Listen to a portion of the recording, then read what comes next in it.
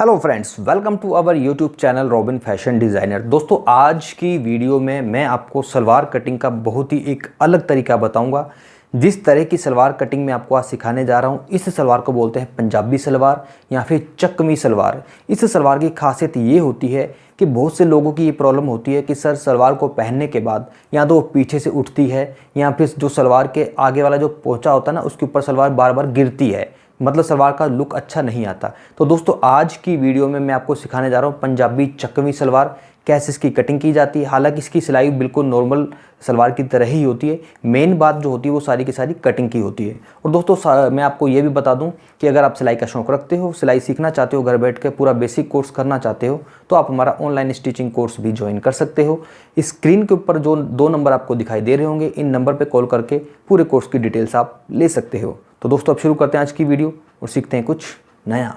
तो दोस्तों, इस तरह की पंजाबी सलवार बनाने के लिए आपको कम से कम 2.5 मीटर या फिर 2.25 मीटर कपड़ा चाहिए। मेरे पास फ़िलहाल ये 2.25 मीटर कपड़ा है, ये देखिए। और इसका जो अर्ज है, नॉर्मल जितना अर्ज होता है एक नॉर्मल सूटों में जो हम रेडी कपड़े जो खरीदते हैं उसमें जो अर्ज आता है, नॉर्मल जो अर्ज आता है वो लगभग इतना ही होता है, 40, 41, 42 के करीब अर्ज होता है। उसका अर्ज आप देख सकते हो, वो है लगभग 40.5 के करीब। ठीक है।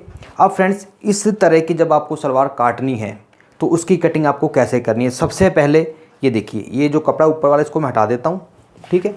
और नीचे वाला जो कपड़ा है ये वाला, इसको आपने इस प्रकार से फोल्ड करना है। ये देखें, ये जो किनारे वाले हिस्से है ना, ये देखिए, किनारे वाले हिस्से को आपने अपनी तरफ कर लेना है।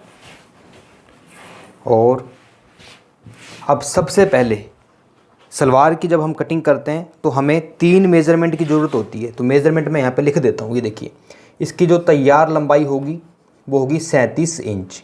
उसके बाद आएगी बात मोहरी की, इसकी जो मोहरी होगी वो होगी 12 इंच।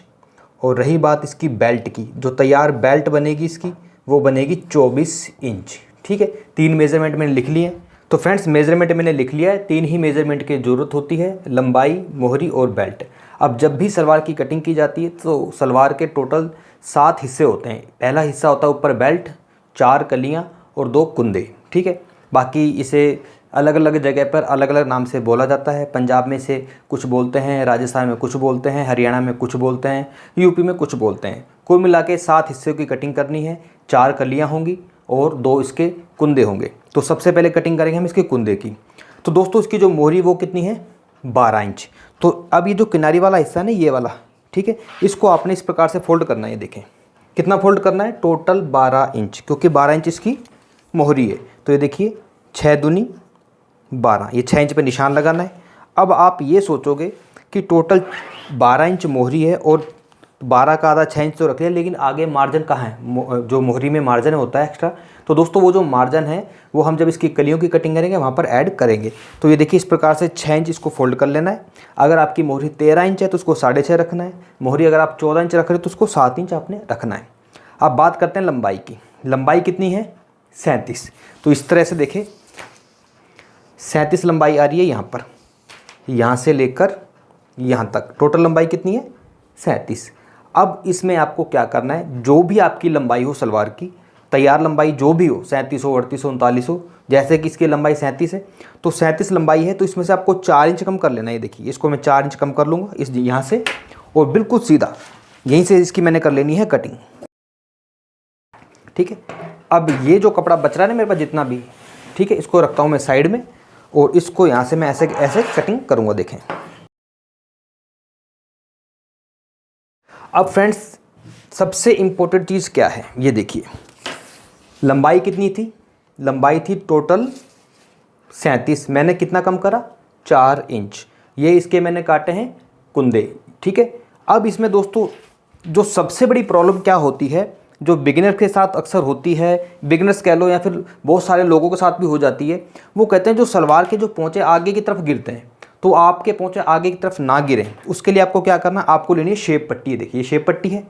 शेप पट्टी अगर आपके पास ना भी हो तो कोई दिक्कत नहीं, आपको इस जगह से, ये देखिए, यहाँ से सिर्फ और सिर्फ आपको 1.25 इंच, ये देखिए 1.25 इंच पे एक निशान लगाना है। और ये देखिए, इस जगह से ऐसे इसको मार्क करना है अपने। ये देखिए, आपने देखा मैंने कैसे मार्क करा है, इस मार्क को मैंने यहाँ पे जाके मिलाया, यानी कि जो कटिंग करनी है आपको वो यहाँ से करनी है, नीचे से नहीं करनी। इधर से जो लंबाई बिल्कुल बराबर रहेगी, सिर्फ इधर से आपको 1.25 इंच पे कटिंग करनी है। इससे क्या है कि जो सलवार के जो पोंचे आपके आगे की तरफ गिरते हैं ना, वो नहीं गिरेंगे। और इससे एक चीज़ और क्लियर हो जाएगी, ये वाला जो हिस्सा है वो वहाँ पर आपके बनेंगे पोंचे, और यहाँ पर आप चाहें तो हल्का सा कट भी लगा सकते हो। ये देखिए, तो इतना काम मैंने कर लिया है। अब ये जो कपड़ा बच रहा है, इस कपड़े में से हमने निकालनी है क्या, बेल्ट। इसके लिए क्या करना है दोस्तों, इसकी जो बेल्ट है वो है 24 इंच। तो ये देखिए इस प्रकार से 24 की जगह आपको 25 इंच पर कटिंग करनी है, क्योंकि 1 इंच हमें चाहिए एक्स्ट्रा मार्जिन। तो ये तो हो गई 25 इंच इसकी तैयार बेल्ट, जो सिलने के बाद 24 इंच रह जाएगी। रही बात इसकी बेल्ट की चौड़ाई की, बेल्ट की चौड़ाई आपको रखनी है 7 इंच। ये देखिए इस प्रकार से 7 इंच पर निशान लगाना है। अब आप ये सोचोगे 7 इंच बेल्ट किस हिसाब से ली है, पहले मैं बेल्ट की कटिंग कर लेता हूँ। बेल्ट की कटिंग करने के बाद इसकी जो कलियाँ हैं उसकी मैं कटिंग करूँगा, और बाद में मैं आपको पूरी की पूरी सलवार नाप के दिखाऊँगा। सलवार की जो तैयार लंबाई है वो 37 इंच ही बनेगी। कैसे बनेगी, पहले इस बेल्ट की मैं कटिंग करता हूँ। तो फ्रेंड्स, ये जो कपड़ा बच रहा है ये हमारे बाद में कहीं ना कहीं एक्स्ट्रा काम आ जाएगा। पोंचे वोचे में, मोहरी में बेल्ट की कटिंग हो चुकी है, और इसके जो कुंदे हैं उनकी कटिंग हो चुकी है। अब आते हैं इस कपड़े पर। ये देखिए, ये जितना भी कपड़ा बच रहा है ना, ये वाला, अब इस कपड़े को आपने इस प्रकार से डबल करना है। ये देखिए, ठीक है। फिलहाल इसको तो रखता हूँ मैं साइड में। और ये जो कपड़ा बच रहा है इसमें से हमें 4 कलियाँ निकालनी है। कलियाँ कैसे निकालनी है, बस इस चीज़ को थोड़ा सा आप ध्यान से देख लेना। तो जैसा कि दोस्तों आपको पता है, सलवार की जो लंबाई तैयार कितनी रखनी है, 37। जब मैंने इस वाले पार्ट की कटिंग करी थी, इस वाले पार्ट की, तो मैंने 4 इंच कम कर दिया था। लेकिन जब आप कलियों की कटिंग करो तो 4 इंच आपको कम नहीं करना। कम तो करना है लेकिन बाद में करना है। फिलहाल आपको जो तैयार लंबाई रखनी है वो 37 ही रखनी है। देखिए ये आ रहा है 37 यहाँ पर, बिल्कुल फिक्स 37 इंच, ठीक है। और यहाँ से आपको 2 इंच एक निशान लगाना है इस प्रकार से, ठीक है। अब इसी प्रकार से इधर आ जाओ। ये देखो 37 इंच आ रहा है आपका यहाँ पर, ठीक है। और यहाँ पर भी आपने 2 इंच पर इस प्रकार से निशान लगाना है। अब इसके बाद क्या करना है, ये देखिए इंची टेप को आपने ऐसे रखना है, इधर और इधर इस प्रकार से रख लें, और इंची टेप की सहायता से इस प्रकार से सीधे सीधे आपको मार्क करने हैं। ये देखें,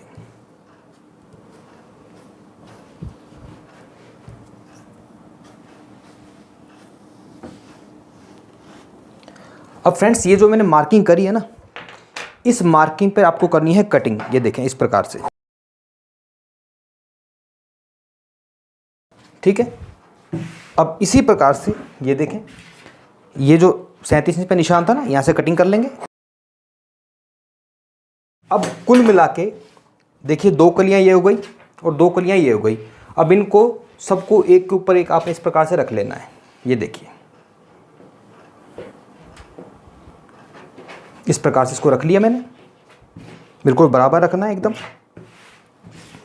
अब दोस्तों होता क्या है कि जो सलवार की जो कलियां होती है ना, सलवार की जो कलियां होती हैं, 4 कलियां होती हैं, चारों की चारों कलियां हैं।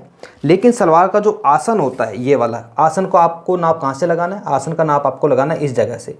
टोटल 10 इंच का आसन बिल्कुल सफिशिएंट रहता है। ये देखिए 10 इंच पे आपको निशान लगा लेना है इस तरह से, बिल्कुल सीधा। और यहाँ से आपको ये इसका आसन निकाल लेना है, ठीक है। आसन इसका इधर से निकल चुका है। अब जो दूसरा काम है इसके अंदर वो क्या है, यहाँ से टोटल लिया था मैंने कितना, 37 का 37, 4 इंच कम नहीं किया था। 4 इंच इसमें हमने कम करना है, लेकिन अब करना है। कैसे करना है, ये देखिए 4 इंच में यहाँ से कम करूँगा, और इसको आपने स्केल या शेप पट्टी की मदद से इस प्रकार से रखना है। ये देखें, उधर से कम नहीं करना, इस चीज़ का आपको याद रखना है। यहाँ से इस प्रकार से इसको डाउन करना है।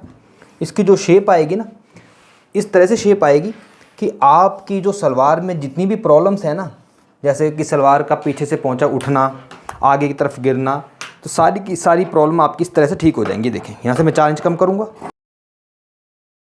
तो दोस्तों इस प्रकार से अब आप देखें, इसकी जो सलवार है वो जो कटिंग है मैंने कर ली है। अब ये देखें, यहाँ से जब ये कलियाँ आपस में जुड़ेंगी, इधर से मार्जिन पूरा हो जाएगा, ठीक है। इधर से जो शेप है, जो कपड़ा इधर गिरता है ना पोंचे पर, वो कपड़ा इधर से नहीं गिरेगा। रही बात इसकी बेल्ट की, तो ये देखें, ये इसकी बेल्ट है, आप देख सकते हो।